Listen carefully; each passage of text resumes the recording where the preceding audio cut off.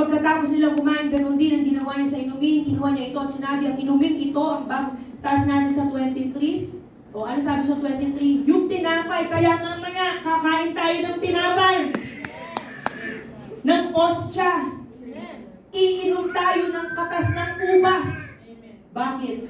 Ito rin yung sinagawa ng mga mananampalataya ng panahon ng mga nangaunang mga apostol. Ito trivia lang. Yung mga hindi mga mananampalataya, inaakusahan nila ang mga mananampalataya na mga cannibal. You know what cannibal is? Kumakain ng lata. Joke lang. Andiyan pa ba kayo? Mga iilan pa, kayo palang tumatawa. Okay. Ang tawag sa kanila ng mga hindi mananampalataya, mga cannibal. Kasi itong mga marites, itong mga, ano bang tawag sa marites na lalaki? Marites. Ano po? Pag babae, marites. Pag lalaki, Paring marites. ano po, tolits? Tolits talaga? Pasintabi, may kapatid tayo, tolits ha? Okay. Ano po? Tol, anong latest? Kaya tolits. Marites, let's testify. Pero ito, mga kakaibang mga chismosa ito. Sabi nila, itong mga mananampalatayang ito, Jesus, mga cannibal, narinig ko sila. Nagtitipon sila sa isang lugar. Ang sabi, kainin ninyo ang aking katawan. Inumin ninyo ang aking dugo. Sabi ng mga pagano, itong mga Kristiyanong ito, mga salot sa lipunan, kumakain ng tao. Kasi makikinig na lang, hindi pa sinigurado. Hindi nila alam na yung naririnig nila ay ang tinapay na sumisimbolo sa katawan ni Kristo. At ang inumin na katas ng ubas ay sumisimbolo sa banal na dugo ng Panginoon. Amen. Ito ang kanilang isinasagawa noon, ang mga tunay na mananampalataya. Kaya napapatunayan na ikaw ay tunay na mananampalataya kapag hindi mo pinapabayaan ang banal na hapunan. Sabi dito, ito ang turo na ibinigay sa akin ng Panginoon. Turo ito ng Panginoon, ha? At itinuturo ko naman sa inyo, noong gabing traidorin, ang Panginoong Jesus, kumuha siya ng tinapay. At pagkatapos niyang magpasalamat sa Diyos, hinati-hati niya ito at sinabi, ito ang aking katawan na inihahandog para sa inyo. Gawin ninyo ito bilang pag-alala sa akin. At sabi niya naman, sa inumin, pagkatapos nilang kumain, ganoon din ang ginawa niya sa inumin. Kinuha niya ito at sinabi, ang inuming ito, ang bagong kasunduan na pinagtibay ng aking dugo. Yes. Tuwing iinumin niyo ito, ha? Umiinom sila ng dugo? Sa atin maliwanag ito. Maliwanag po ba sa atin ito?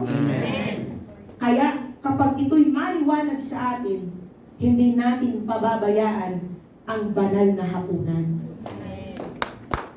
Kaya tingnan niyo po, tuwing iinumin ninyo ito, gawin ninyo bilang pag-alala sa akin. The reason why we do the Holy Communion, sabi nga sa Acts 2:42, ano ang kanilang mga ipinagtibay, ipinagpatuloy, pagputol-putol ng tinapay. The breaking of bread. This is the Holy Communion. That whenever we do this, we remember what Christ has done for us. Thank you, Lord. I thank the Lord for each and every one of you. Really, from the bottom of my heart.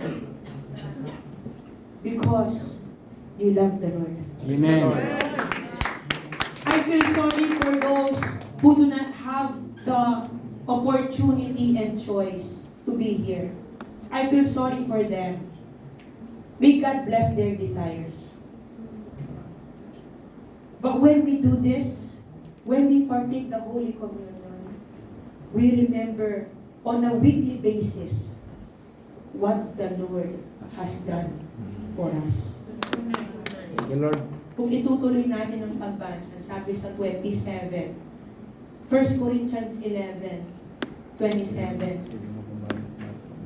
kaya't ang sino mang kumain ng tinapay o uminom sa saro ng Panginoon, taas pa natin, ayan, yan, sapagkat sa tuwing kanin ninyo ang tinapay na ito at inuman ninyo ang saro, inihahayag ninyo ang pagkamatay ng Panginoon hanggang sa dumating siya.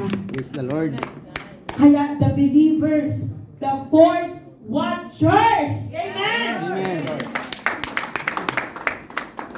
We will keep ourselves rooted in the apostolic culture. Amen. We remain rooted because there is this continuity of apostleship. Amen. To God be all the glory, and we must not forget to pray for them as well. Amen. Because they have this big burden on their shoulders, especially our beloved building apostle Jonathan. What is the scope of his responsibility? Nasakto sa kanya itong Romans 1:5 dahil siya ang buhay na apostol ngayon na ating kinikilala. Sabi, lahat ng mga tao, sa lahat ng mga bansa.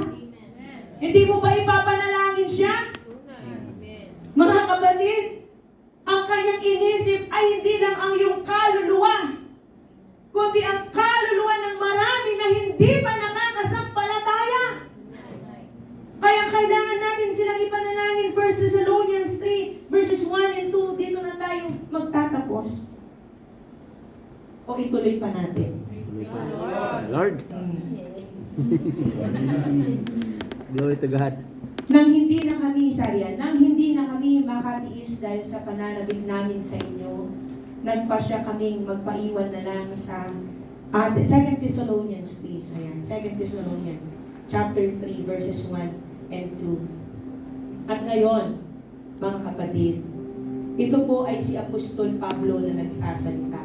At gayon din ang panalangin hiningi sa atin ng ating buhay na apostle, Jonathan. At ngayon, mga kapatid, ipanalangin niyo kami para lumaganap ng mabilis ang salita ng Panginoon at malugod na tanggapin sa iba pang mga lugar katulad ng pagtanggap ninyo. Ipanalangin niyo rin na maligtas kami sa mga masasama at makasalanang tao. Bakit? Dahil hindi lahat ng tao'y naniniwala sa itinuturo namin. Amen. Nawa sa silid na ito, hindi mangyari sa atin itong mga huling mga salitang binigkas ni Apostol Pablo. Nawa maliwanag sa ating puso at sa ating isip